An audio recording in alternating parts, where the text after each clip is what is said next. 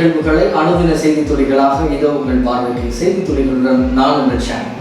மக்களவைத் தேர்தலில் பாஜகவுக்கு அறுதி பெரும்பான்மை கிடைக்கவில்லை.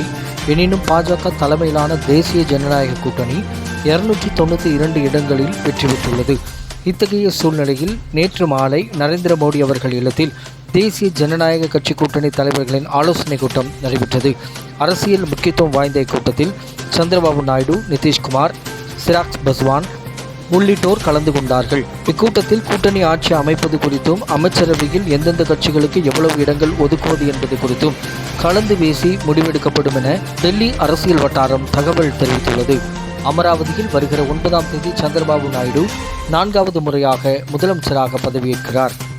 இளநிலை மருத்துவ படிப்பிற்கான நீட் தேர்வு முடிவு வெளியிடப்பட்டுள்ளது. தமிழகத்தை சேர்ந்த 8 பேர் உட்பட 67 மாணவர்கள் முழு மதிப்பெண்கள் பெற்று முதலிடம் பிடித்து சாதனை படைத்துள்ளனர். மக்களவைத் தேர்தலில் நன்மை செய்த போதிலும் தோல்வியை சந்தித்துள்ளேன் என ஜெகன்மோகன் ரெட்டி ஆதங்கம் தெரிவித்துள்ளார்.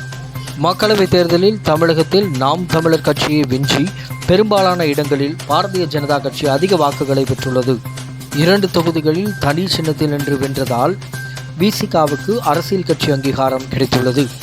தமிழகத்தில் தேர்தல் நடத்தை விதிகள் ஜூன் 7ஆம் தேதி முதல் வாபஸ் பெறப்படுவதாக தலைமை தேர்தல் அதிகாரி சத்யபிரதா சாகு தெரிவித்துள்ளார். அரசு பள்ளி மாணவர்களின் கல்வி உதவித் தொகைக்கான முதல்வரின் திறனாய்வு தேர்வு வருகிற ஜூலை 21ஆம் தேதி நடைபெறவுள்ளதாக தேர்வுத்துறை அறிவித்துள்ளது. தமிழகத்தில் பாஜக, தமாக, தேமுதிக, நாம் தமிழர் கட்சி உட்பட கட்சிகள் டெபாசிட் இழந்தது. தமிழகத்தில் அதிமுக 7 தொகுதிகளில் டெபாசிட் இழந்தது. 9 இடங்களில் 3ஆம் இடத்திற்கு தள்ளப்பட்டுள்ளது. இதுவரை நீங்கள் பார்த்துக் கொண்டிருந்த உங்கள் தகவல் தளத்தில் இன்றைய செய்தி துளிகள். மீண்டும் மற்றொரு செய்தி துளிகளுடன் உங்களை சந்திக்கும் வரை உங்களிடமிருந்து விடைபெறுவது உங்கள் சேனல். நன்றி, வணக்கம். Audio Jungle.